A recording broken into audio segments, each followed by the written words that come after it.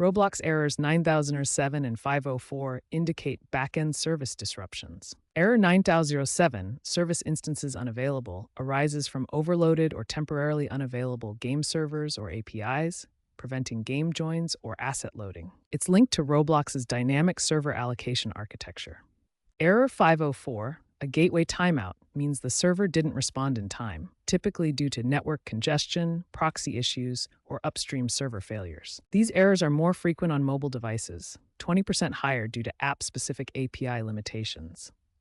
Occurrences are often tied to peak usage times and large virtual events, despite Roblox's use of AWS and Azure clouds with load balancers.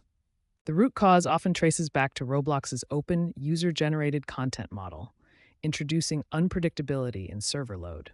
When encountering Roblox errors, effective troubleshooting can get you back to playing quickly. Start by verifying your internet connection is stable, clear your browser cache and DNS settings, and disable any VPNs that might interfere.